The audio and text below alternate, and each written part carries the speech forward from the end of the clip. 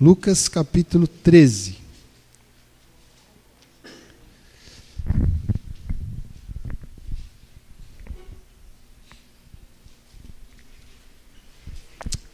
Amém, graças a Deus. Lucas capítulo 13. Obrigado. Amém, irmãos. Irmãos, então nós estamos felizes, né, por tudo que o Senhor tem feito nas nossas vidas. Creio que você tem muitos motivos para agradecer a Deus. Amém, irmãos? Nós temos muitos motivos para agradecer ao Senhor, né? E nós somos gratos a Deus, então, por todas as bênçãos que Ele tem nos dado, né? E essa noite, estou muito feliz por estarmos recebendo aqui uma visita muito especial nessa noite, viu, gente? A gente está recebendo hoje aqui, vou apresentar para vocês, a missionária Adelaide Janone. Dá uma mãozinha, pessoal, conhecer. Fica de pé, vai, irmã. A igreja é pequenininha, mas assim... Missionária Adelaide Janone, irmãos, é missionária da Igreja Evangélica Avivamento Bíblico, lá em Moçambique, na África. Olha que honra Deus está dando para a gente hoje. Né? A missionária Adelaide foi minha professora de escola dominical quando era pequenininho, viu, irmãos? É amiga dos meus pais já há muitos anos também, né? E ela ligou hoje dizendo que queria cultuar com a gente, então é uma alegria ter você aqui, viu, irmã Adelaide? Mas depois vai voltar uma hora para ministrar para a gente. Hoje entendi que ela só quer ouvir, né? Mas um dia ela vai voltar, se Deus permitir, para contar do trabalho lá em Moçambique, que é um trabalho maravilhoso que a nossa igreja tem lá em Moçambique, né? Com muitas crianças, escola e tudo mais. O trabalho que a irmã foi pioneira ali, chegou lá sem nada, e hoje nós temos um projeto maravilhoso lá. Qual a cidade, Adelaide?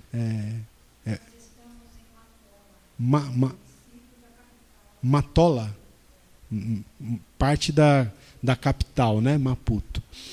Então, muito obrigado pela sua presença, é um prazer, viu, Adelaide? Vamos marcar depois para você vir aqui com calma para falar, mostrar o trabalho lá, que é um trabalho realmente maravilhoso que o Senhor faz através, não só da Adelaide, mas de outras missionárias também que foram depois, né, que já estão lá trabalhando. Glórias a Deus por isso. Amém? Todos acharam o texto, queridos? Lucas capítulo 13. Então, nós vamos ler do versículo 6 até o 9. Tá? Lucas 13, do 6 ao 9. Eu preparei aqui um PowerPoint para ajudar a gente nessa noite. Então, se o Lucas quiser colocar, já pode colocar. Vamos ler. Lucas 13, de 6 a 9. Então Jesus proferiu a seguinte parábola. Certo homem tinha uma figueira plantada na sua vinha, e, vindo procurar fruto nela, não achou. Pelo que disse ao viticultor: há 3 anos venho procurar fruto nesta figueira, e não acho. Podes cortá-la. Para que está ela ainda ocupando inutilmente a terra? Ele, porém, respondeu: Senhor, deixa ainda este ano, até que eu escave ao redor dela e lhe ponha estrume. Se vier a dar fruto, bem está. Se não, mandarás cortá-la. Amém? Até aqui. Queridos, eu fiquei perguntando ao Senhor, né, o que pregar hoje, particularmente, não só por ser o culto de ceia, mas por ser o primeiro domingo, né, do ano. E irmãos, eu creio, como eu disse há pouco, eu creio que Deus quer nos abençoar, né? Deus tem prazer de abençoar os seus filhos. Nós somos filhos de Deus, né? É como um pai. Que pai que não quer ver o seu filho indo bem, né?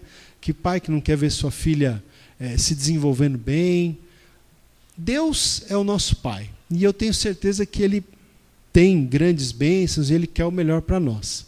Mas, irmãos, também eu me preocupo muito com o fato de a gente não focar apenas isso, mas pensar também na nossa responsabilidade como filhos, né? Às vezes, eu percebo que muitas igrejas, muitos pastores, muitas vezes, eles estão buscando, né, trazer as pessoas para a igreja, e isso é bom, mas sempre assim, com muitas promessas de que Deus vai dar, que Deus vai fazer, e muitas vezes quase que parece assim, sabe?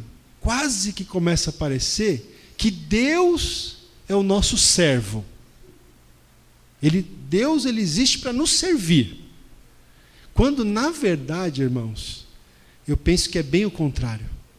Deus nos chamou para que nós sirvamos a Deus. A gente tem que tomar muito cuidado para a gente não inverter os papéis, né? Muita gente está pregando aí Deus como se fosse o gênio da lâmpada, né? Que você esfrega e ele aparece, aí você faz os pedidos, ele te dá e pronto. Mas nós fomos chamados, sim, Deus, como eu estou falando, Deus, tenho certeza que Ele tem prazer de nos abençoar, mas nós fomos chamados para ser frutíferos, nós fomos chamados para dar frutos, não é? Eu preguei aqui recentemente, na igreja, eu até preguei há um mês atrás, mais ou menos, eu falei naquele texto de João, capítulo 15, que diz, né, que Jesus diz, não fostes vós quem me escolhestes, mas eu vos escolhi, e vos designei para que vades e deis, lembra do que diz o texto? Deis fruto, e o vosso fruto permaneça.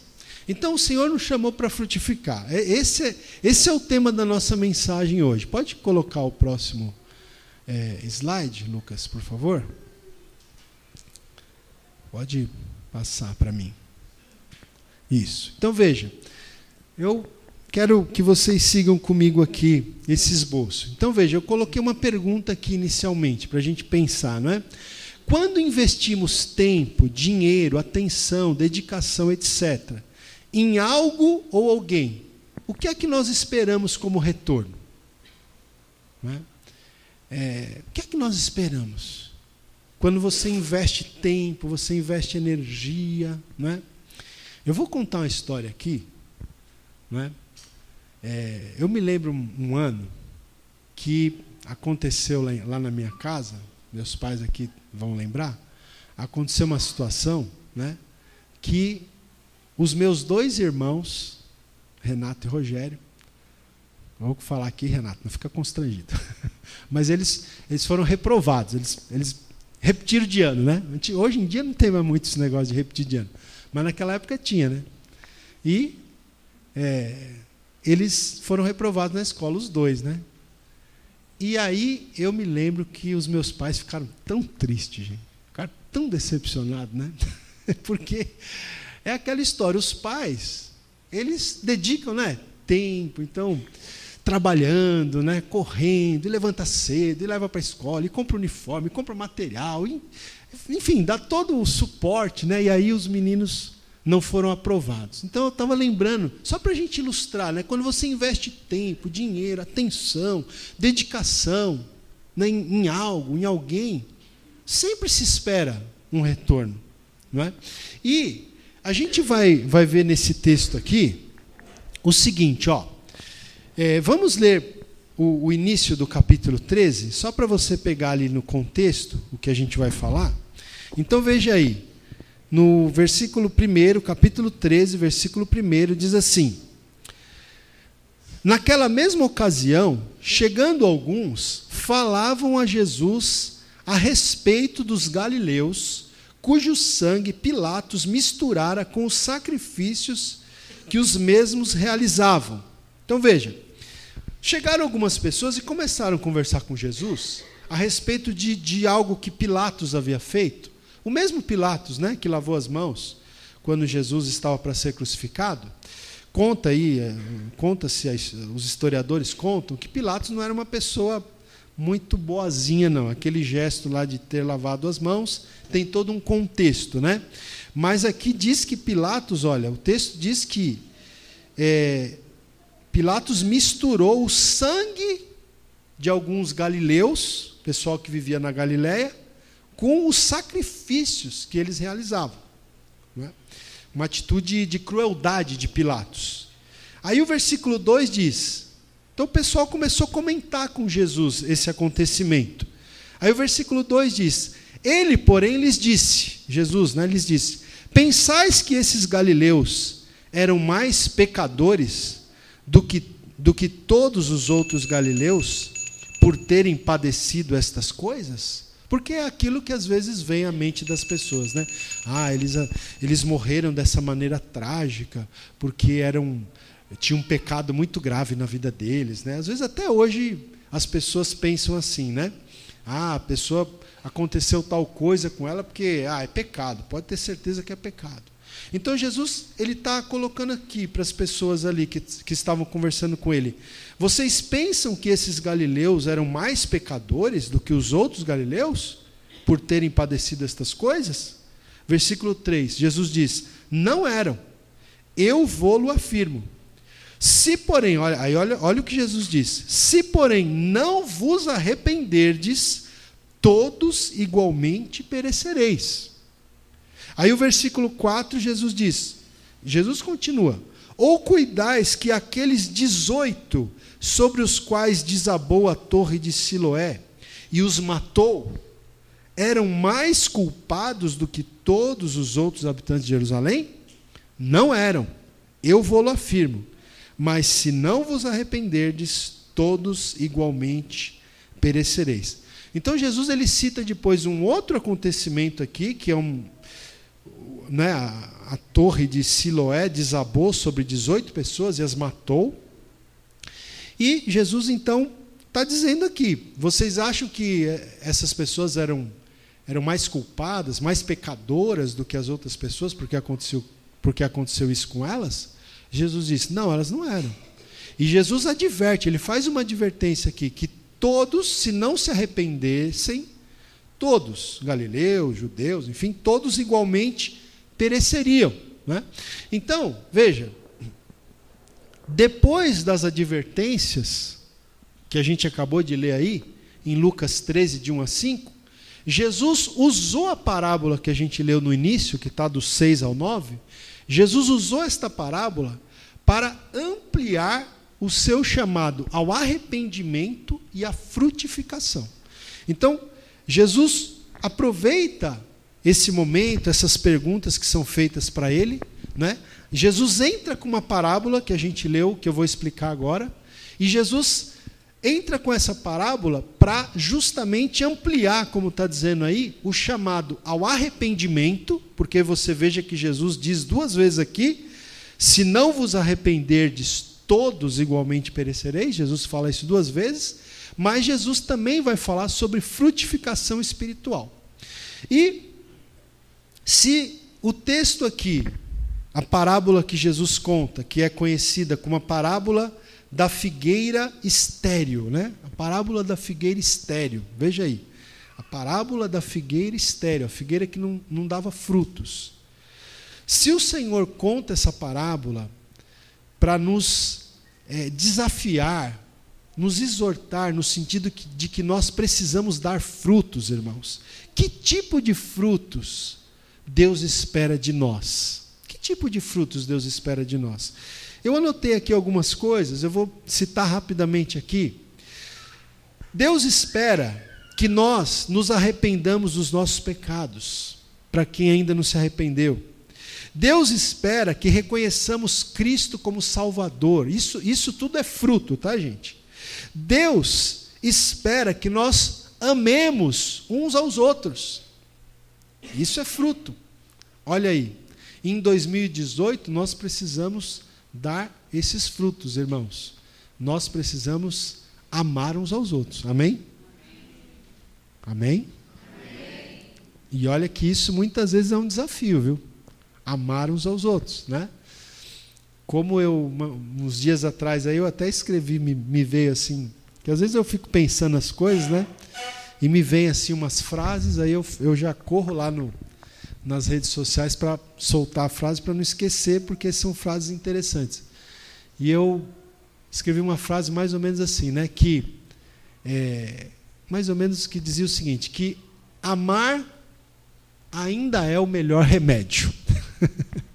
Porque muitas vezes nós temos muitos motivos, né, para ficar chateado com uma pessoa, para ficar chateado com alguém, às vezes até dentro de casa mesmo, dentro lá com o marido, com a esposa, com o filho, com o pai, com a mãe, com o irmão, às vezes no contexto da igreja, a gente termina tendo muitos motivos para ficar chateado, né? Mas uma das maneiras de nós frutificarmos, irmãos, é nós nos amando uns aos outros, né? É nós praticarmos o amor que a palavra de Deus nos ensina lá em 1 Coríntios 13, que o apóstolo Paulo fala sobre o amor. Mas existem outros tipos de frutificação que nós podemos dar também. Falar do amor de Cristo àqueles que ainda não conhecem a Cristo, levar almas a Cristo, isso é dar frutos também, não é? Outra maneira de você dar frutos é você desenvolver aqueles dons e aqueles ministérios que Deus concedeu para você. Existem dons no corpo de Cristo que Deus deu para você, que Deus deu para mim, ministérios, e que nós temos que colocar em uso. Nós não podemos, né, como diz a parábola dos talentos, nós não podemos enterrar os talentos que Deus nos deu. Nós temos que colocar em uso os dons, os ministérios que Ele nos deu. Isso é frutificar também, não é? E é interessante, é importante a gente entender, né, irmãos, que existem dons que você tem que eu não tenho, né? Ah, mas você é o pastor, você tem que ter todos os dons. Não, não tenho que ter e não tenho todos os dons, porque eu sou uma parte do corpo de Cristo, não é? E se a pessoa que faz parte do corpo for negligente em usar o dom que Deus deu, o corpo de Cristo vai sofrer, porque outros irmãos têm outros dons, mas às vezes não tem o dom que Deus deu para você, não é? Então, isso também é frutificar. E outra maneira de frutificar é nós também demonstrarmos na nossa vida aqueles aspectos do fruto do Espírito Santo que está lá no livro de Gálatas, capítulo 5, versículo 22. Lembra que o apóstolo Paulo fala que o fruto do Espírito é o quê? Amor, paz, longanimidade, mansidão, domínio próprio, temperança, e vai citando vários aspectos do fruto do Espírito. Então, gente, tudo isso que eu estou falando aqui, estou falando bastante coisa, hein? Amar, ganhar almas, colocar os seus dons a serviço do reino de Deus, ter os aspectos do fruto do Espírito Santo na tua vida. Tudo isso é frutificação espiritual que Deus espera de nós. Sabe por que Deus espera de nós? Vamos ver por quê. Pode passar aqui, irmão. Então, nós vamos ver aqui, gente, que esse texto ele mostra para a gente algumas lições. Então, a primeira lição que a gente vai ver é essa aqui que está em negrito aqui. Deixa eu interagir mais com vocês um pouquinho. Vamos ler juntos essa frase que está em negrito aqui? Leia comigo. A frutificação espiritual deve ocorrer, pois as melhores condições nos foram dadas. Olha só, versículo 6. Leia aí comigo, Lucas 13, 6. Então, veja, esse então aí, ele não está aí à toa, né? O então está ligando o que nós lemos agora há pouco, sobre aquelas tragédias que aconteceram, e a aplicação prática que Jesus tirou daquelas tragédias, está ligando essas tragédias com o que Jesus vai dizer a seguir. Então o versículo 6 diz: então Jesus proferiu a seguinte parábola. Irmãos, o que é uma parábola? Lembrando o que é uma parábola. Uma história, não necessariamente que tenha acontecido, geralmente era uma história fictícia, né? Jesus, eu sempre falo isso, Jesus era muito criativo, ele criava histórias, para quê? Para ensinar verdades espirituais. Então, Jesus proferiu a seguinte parábola: certo homem tinha uma figueira plantada na sua vinha. Olha que interessante. Aqui o texto está dizendo que um homem, ele tinha, esse homem, esse proprietário, ele tinha uma vinha. O que é uma vinha? Uma vinha é uma plantação de uvas, certo? Era uma plantação de uvas. Mas o texto diz que nesse terreno onde havia uma vinha, esse homem plantou uma figueira, que já é uma outra árvore, que é uma árvore que dá, que tipo de fruto que dá a figueira? Dá figos, né? Então, esse homem plantou uma figueira na sua vinha. Então, eu anotei algumas coisas aqui, até a partir de algumas pesquisas que a gente fez. Então, veja, olha, essa figueira, ela havia sido plantada onde não tinha direito de estar. Ou seja, dentro da vinha. Essa figueira estava numa posição muito favorável. Estava dentro de uma vinha.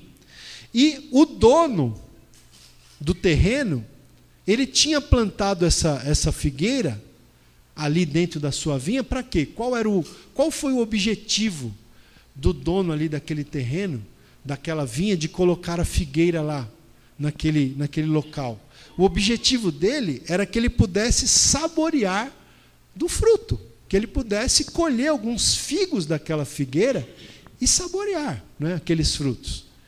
Agora, veja, quando você estuda o texto aqui com calma, você vai perceber que essa figueira aqui, como em outras passagens do Novo Testamento, isso não me falha a memória até do Velho Testamento, a nação de Israel, ela era comparada a uma figueira. Então, em primeira instância aqui, a figueira ilustra a nação judaica, a nação de Israel. Mas pode ser aplicada a nós também. Pode ser aplicada a todos aqueles que se tornaram hoje povo de Deus. Quem é povo de Deus aqui, diga amém. Amém. Então, essa parábola aqui, inicialmente, ela diz respeito ao povo de Israel. Não é?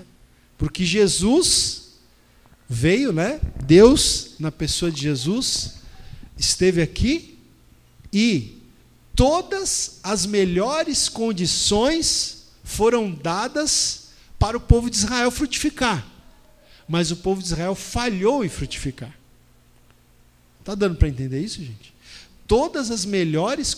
Essa figueira representa, em primeira instância, o povo de Israel. Todas as melhores condições foram dadas. Veja que o povo de Israel é o povo escolhido de Deus. Perceba que o povo de Israel é o povo ao qual Deus deu os patriarcas. Abraão, Isaac, Jacó. Não é? O povo de Israel foi o povo que recebeu as alianças do Velho Pacto, do Antigo Testamento. O povo de Israel foi o povo a quem Deus enviou os profetas do Antigo Testamento. Olha quantos privilégios o povo de Israel teve. Israel é essa figueira que foi plantada na vinha, a qual foi dada todas as condições para frutificar, mas falharam em frutificar. Então, pode passar o próximo. Então, veja, vamos lá. É isso que eu já estou falando aqui para vocês, né? Olha, assim como fez com a figueira, plantada onde não tinha direito, com ótimas condições de solo fértil, iluminação adequada do sol, chuvas no tempo certo, etc., Deus tem dado ao seu povo, agora é conosco aqui que eu estou falando, está vendo? Assim como fez com a figueira, que representava o povo de Israel, dando as melhores condições, que a gente já viu aí, solo fértil, iluminação, sol, chuva, tudo certinho. Do mesmo jeito que Deus fez com a figueira, Deus tem dado ao seu povo as melhores condições para frutificar. Quais são as condições que Deus tem nos dado para a gente frutificar, irmãos? Deus tem nos dado a salvação em Cristo Jesus. Deus tem colocado nas nossas mãos essa preciosidade que é a palavra de Deus, né? Deus tem nos dado saúde. Deus tem nos dado até prosperidade, né? Deus tem nos dado sabedoria. Deus tem nos dado entendimento. Deus tem nos dado instrução. Irmão, Deus tem nos dado muita coisa. Muita coisa, né? Eu até estava ouvindo hoje um vídeo que me mandaram, também eu não sei que lugar da África que era, mas era uma igreja lá num país da África, um lugar muito, muito simples, muito pobre, né? E o pessoal estava lá cantando, né? Adorando a Deus ali. Não tinha nem paredes o lugar lá que eles estavam, né? E eles estavam adorando. E aí tinha um missionário brasileiro, e aí ele pegou o celular e começou a filmar, né? E começou a mostrar a alegria daquele pessoal ali, louvando a Deus. E ele estava dizendo que o cântico que eles estavam cantando era um cântico que dizia que a glória de Deus estava naquele lugar. Porque, embora fosse um lugar muito simples, muito pobre, digamos assim, do ponto de vista material, mas a gente sabe que Deus não habita, né, em templos feitos por mãos humanas. Deus habita em nós, Deus habita em mim, Deus habita em você, né?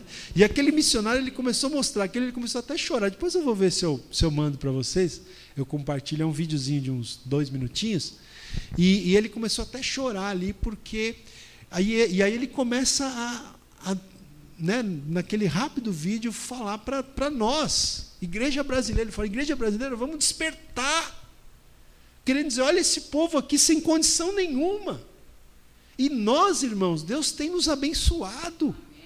Nós, povo brasileiro, nós somos abençoados por Deus. Nós, povo paulista, né, que vivemos aqui no estado mais rico do Brasil, é o estado de São Paulo, né?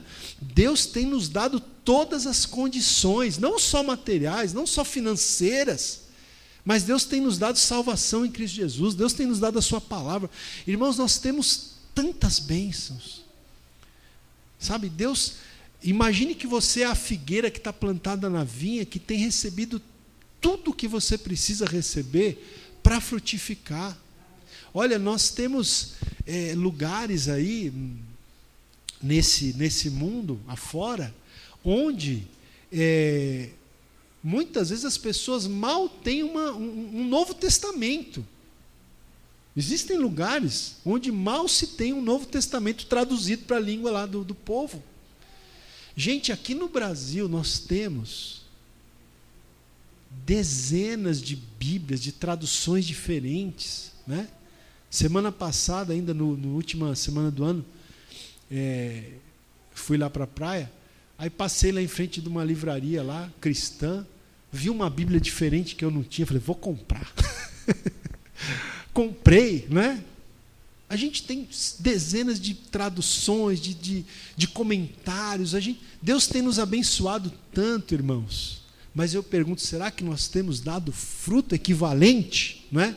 Então veja, Deus, uma pergunta ali, Deus tem nos dado as melhores condições?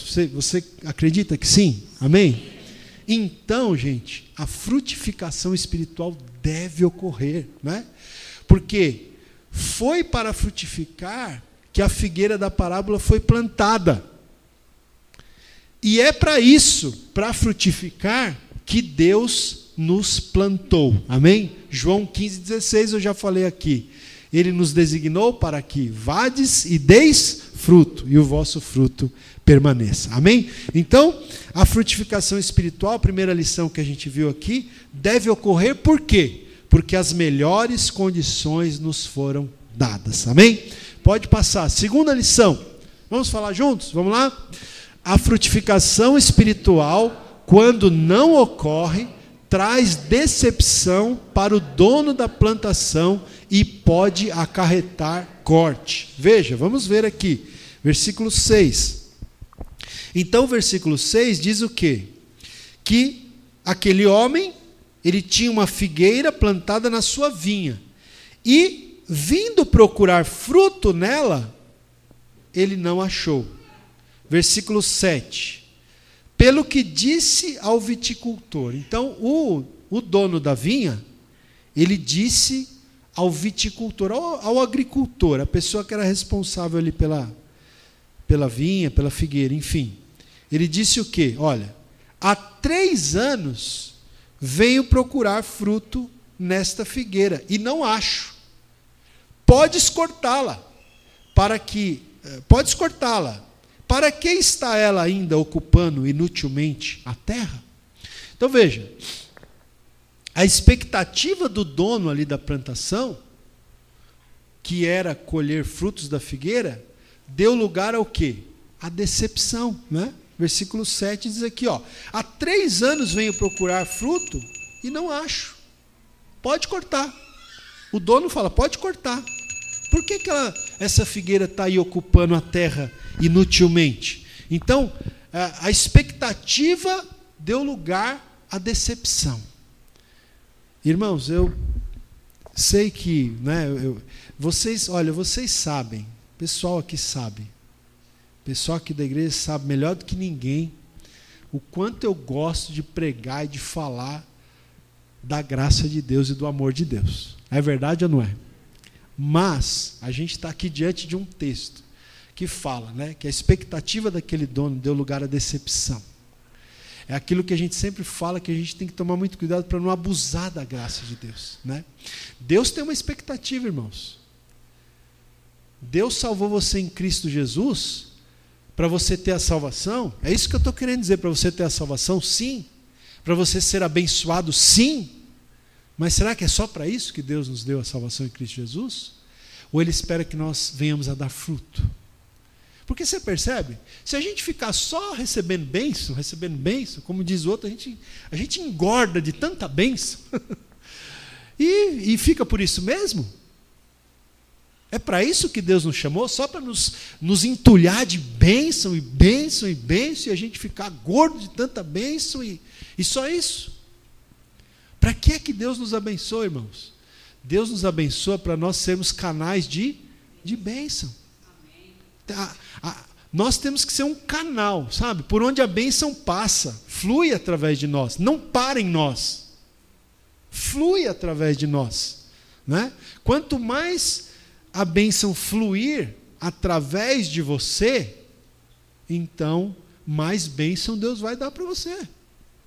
Quanto mais você estiver disposto a compartilhar daquilo que Deus tem te dado, não é? Mais Deus vai te dar para você poder compartilhar, né? Eu sempre conto aqui essa história da Palestina lá, que você tem lá no sul, né? No norte, melhor dizendo, no norte da Palestina, tem lá os Montes Hermon, né? Da onde nasce o Rio Jordão. O Rio Jordão vem descendo, vamos dizer assim, quando a gente olha o mapa, né, como se estivesse descendo, aí deságua no Mar da Galileia. Aí do Mar da Galileia o Rio Jordão continua e deságua no Mar Morto. E no Mar Morto não vai para lugar nenhum as águas, né? Então é interessante, muita gente usa essa ilustração, né? Diz o Mar da Galileia recebe as águas que vêm direto do Monte Hermon e dá as águas. As águas chegam, as águas saem. Por isso o Mar da Galileia até hoje é um grande lago com muito peixe, muito fruto, vamos dizer assim. Só que o Mar Morto é diferente, as águas chegam lá e param. O Mar Morto não dá as águas. Então as águas ficam paradas lá. E o próprio nome já diz, é um mar morto, não tem vida, não tem peixe, não tem nada lá. Por quê? Porque retém as águas ficam paradas ali. Irmãos, nós não podemos ser como o Mar Morto, nós temos que ser como o Mar da Galileia, amém? As bênçãos vêm a nós e saem de nós, partem de nós. Nós somos um ponto de passagem. Deus nos abençoa e nós abençoamos as pessoas. É para isso que o Senhor nos chamou. Então, que o Senhor, que é o dono da vinha, que é o dono da figueira, que somos nós também, podemos aplicar assim, que Ele não fique decepcionado conosco, né? Olha, o solo era muito valioso para que fosse desperdiçado com uma figueira infrutífera. Portanto, essa teria de perecer e ceder espaço a outra árvore. Veja que o próprio dono, que aqui no texto representa Deus. Esse dono da vinha, que tinha uma figueira plantada na vinha, representa Deus. O próprio dono fala para cortar. Ele diz, há 3 anos já eu venho aqui, não tem fruto, então corta, não é? Muito bem, pode passar. Isso, pode ir, isso, aí. Ó, irmãos, veja aqui, essa parte é interessante. Quero ler com vocês aqui. Então veja aqui, diz assim, Cristo veio na esperança de encontrar fruto produzido pelo seu próprio povo Israel, que é a figueira, primariamente falando. E não encontrou, porque eles haviam deixado de produzi-lo. Onde ele procurava santidade, achou corrupção. Onde ansiava ver reverência, encontrou desprezo.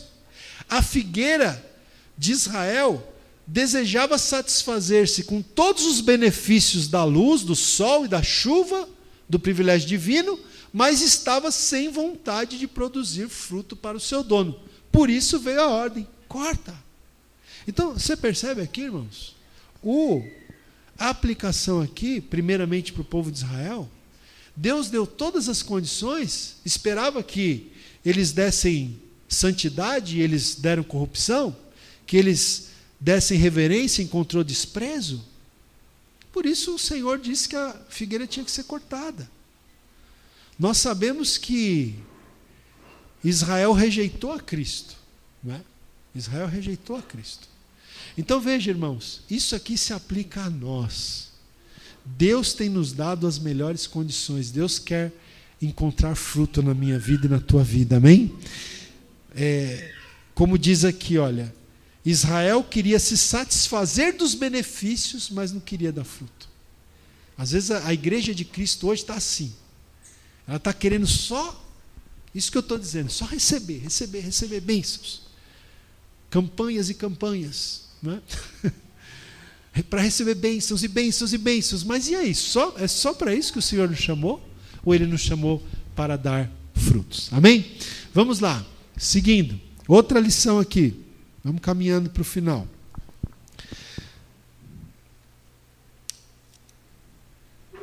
Vamos ler juntos? Vamos lá? A frutificação espiritual ainda é possível, pois Cristo intercede por nós. Então, veja o que diz o versículo 8. Ele, porém, quem aqui? O agricultor, o viticultor. Ele, porém, respondeu: Senhor, deixa ainda este ano, até que eu escave ao redor dela e lhe ponha estrume. Se vier a dar fruto, bem está. Então veja, irmãos, o pedido do viticultor aqui foi um ato de intercessão. Você percebe que o dono do terreno ali, ele falou o quê? Corta. Faz 3 anos já que eu venho aqui procurar fruto e não tem, então pode cortar.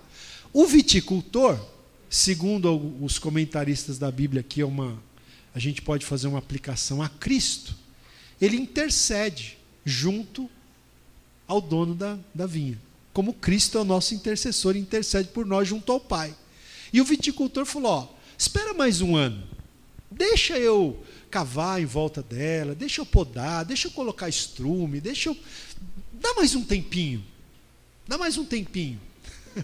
Então aqui, irmãos, veja, Cristo intercede por nós, né? Podemos aqui ver Jesus no papel de intercessor, intercedendo junto ao Pai, o dono da vinha. O primeiro pedido do viticultor, Cristo, é qual? Veja, o dono da vinha diz: corta. Cristo, o primeiro pedido do viticultor foi: poupe, não é? Então veja, ele não, agora note isso, preste atenção. Ele não pediu para que a árvore infrutífera continuasse a existir por tempo indefinido. Note aqui, isso é muito importante, né? Porque às vezes o pessoal confunde as coisas, né?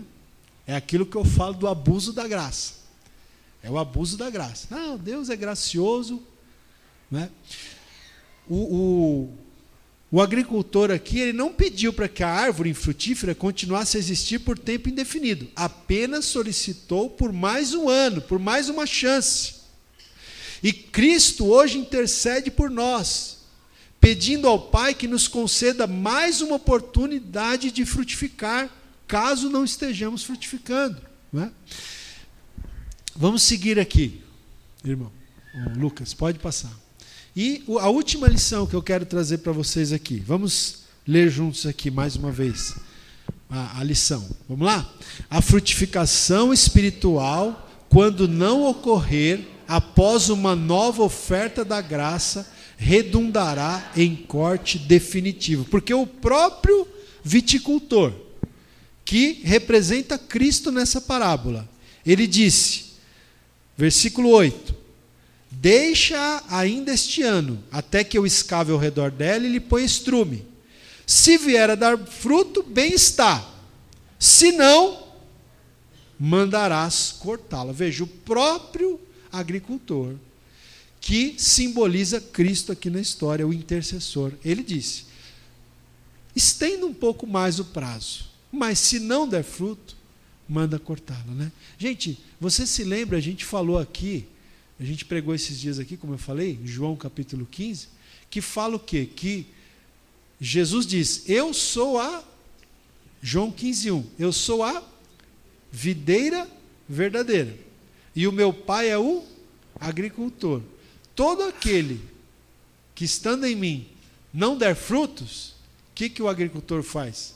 Corta e lança fora. Mas o que dá fruto, limpa para que produza mais fruto ainda. Mas aquele que não dá fruto, corta.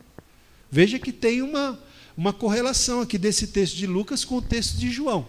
Não é? Mas eu quero fazer uma aplicação desse ponto aqui, tá?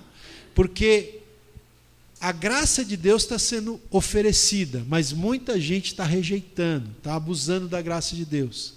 Então aqui, olha, apesar de ser tão longânimo, Cristo, o viticultor aqui nessa parábola, concorda com o dono da vinha quanto ao cortar e derrubar a árvore, se a oferta de mais uma porção da graça for rejeitada. Então veja que Cristo ele intercede para que se seja dado um tempo. Mas o próprio Cristo concorda com o Pai que caso não seja aceito, né, a nova oferta da graça, ocorra um corte definitivo. Por isso aqui se aplica muito a questão, né, gente, da entrega da vida a Cristo, para que Cristo seja o Senhor, para que Jesus seja o Salvador. Né? Quantas pessoas estão tendo oferta após oferta, né? de entregarem as suas vidas a Cristo, de renderem suas vidas a Cristo, de consagrarem as suas vidas a Cristo, mas têm deixado passar isso. Pode passar aqui, irmão, para a gente concluir. Então veja, tanto o Pai como o Filho concordam em oferecer salvação ao pecador, mas também concordam em condená-lo, se ele finalmente recusar a oportunidade que lhe foi oferecida. Se os homens desperdiçarem o dia da graça, que é hoje, até mesmo Jesus, o nosso intercessor, não pedirá por eles no dia seguinte, ou seja, o dia do julgamento. Então, o dia da graça, esse prazo que está se estendendo, é hoje. Hoje é o dia da graça. Se os homens desperdiçarem o dia da graça, que é hoje, não é? Onde o viticultor está ainda aí, colocando, né, um estrume lá, abrindo espaço, tentando tratar, podando para ver se dá fruto. Esse é o tempo da graça, que é hoje. Se esse tempo for desperdiçado, no dia seguinte, no dia do juízo, né, nem mesmo Jesus pedirá por aqueles que desperdiçarem o dia da graça de Deus. Amém, irmãos? Então eu quero terminar lendo aqui com vocês Isaías. Abra lá comigo, Isaías capítulo 5. Isaías capítulo 5, versículo 1. Aqui, em Isaías 5, nós temos aqui, é um texto que a gente pode dizer até correlato com esse que a gente estudou de Lucas 13. Mas aqui, Israel, ele é comparado a uma vinha, né? Lá em Lucas é comparado a uma figueira que estava plantada na vinha. Aqui é comparado a uma vinha. E diz assim, acharam Isaías 5:1? Agora cantarei ao meu amado o cântico do meu amado a respeito da sua vinha. O meu amado teve uma vinha num outeiro fertilíssimo. Olha aí. A vinha estava plantada num lugar muito fértil. Verso 2. sachou-a, limpou-a das pedras e a plantou de vides escolhidas. Edificou no meio dela uma torre e também abriu um lagar. Ele esperava que essa vinha fizesse o quê? Desse uvas boas, mas deu uvas bravas. Irmãos, nós somos a figueira que Deus plantou. Nós somos a vinha que Deus plantou também. Que tipo de fruto nós temos dado? Uvas boas ou uvas bravas? Isso é uma coisa para a gente pensar. Versículo 3. Agora, pois, ó moradores de Jerusalém e homens de Judá, julgai, vos peço, entre mim e a minha vinha, está dizendo aqui o Senhor. Que mais se podia fazer ainda a minha vinha, que eu lhe não tenha feito? E como, esperando eu que desse uvas boas, veio a produzir uvas bravas? Agora, pois, vos farei saber o que pretendo fazer a minha vinha. Tirarei a sua sebe, para que a vinha sirva de pasto. Derribarei o seu muro, para que seja pisada. Torná-la-ei em deserto. Não será podada, nem sachada, mas crescerão nela espinheiros e abrolhos. Às nuvens darei ordem, que não derramem chuva sobre ela, porque a vinha do Senhor dos Exércitos é a casa de Israel. Os homens de Judá são a planta dileta do Senhor. Este desejou que exercessem juízo, e eis aí quebrantamento da lei, justiça, e eis aí clamor. Então a gente vê aqui também, né, gente, em Isaías, a decepção de Deus, por assim dizer. Você percebe como é muito parecido aqui também, que Deus deu todas as condições para a sua vinha frutificar, mas ela não frutificou, né? E aqui o Senhor também diz então que derrubaria a sua sebe, a vinha se tornaria em pasto, o muro seria derrubado, seria pisada, ia se tornar em deserto. Por quê? Porque não cumpriu o papel para o qual foi criada. Irmão, você existe com um propósito. Deus te chamou com um propósito. Deus me chamou com um propósito. Deus chamou a sua igreja com um propósito. Qual é? Que nós venhamos a dar frutos. Vamos dar frutos, amém, irmãos?